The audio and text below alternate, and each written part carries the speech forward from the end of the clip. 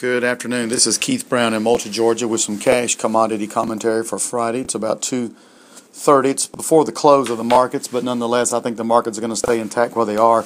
Cotton had a great close today. We were spot March went up to 78.55, up 75 points. For the week, the cotton market's up 300 points, considering that we have an 82 million bale carryout roughly, which came out incidentally last Friday, a week ago. I thought the market did pretty well. New crop was off a little bit, but for the week's up about 10 or so points. But it's about to come into its own prominence, I think, as you get in toward late January, early February.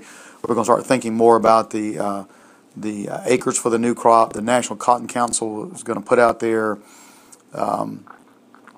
acres survey among its members, and then, of course, we have a supply-demand number out in around February the 10th, and then at the end of March, we'll have the government planning intention. So again, we got some key numbers that will be coming out for that new crop, and we'll see if we can juke that market a little bit higher. Over in the grains, just some profit taking today. We had a massive sell-off in the cattle yesterday, which affected the corn, I guess.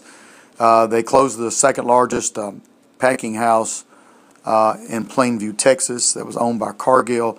So cattle prices just went limit down yesterday. That did prompt corn to stay up some, although corn right now still up about 2.5 cents. Spot corn 7.27, new crops around 7.14, up about 3 cents. The basis levels continue to stay somewhat strong because of the weather. And there again, for new crop corn, we're going to be focusing on pretty soon acres there, which are going to look massive, but you had a lot of the country still in a drought situation.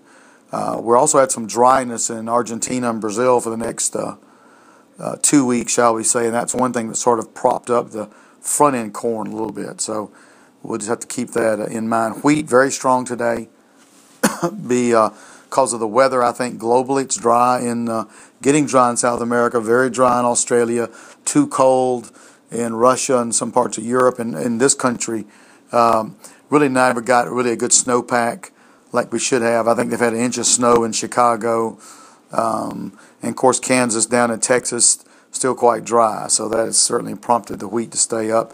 Beans today traded higher, or they're trading higher, and that's mainly the notion that we had pretty good bean sales yesterday, just some spillover from that. Now there's a holiday Monday, Martin Luther King Day.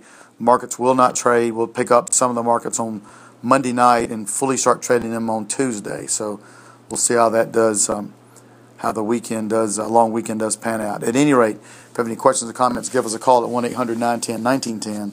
Thanks for listening.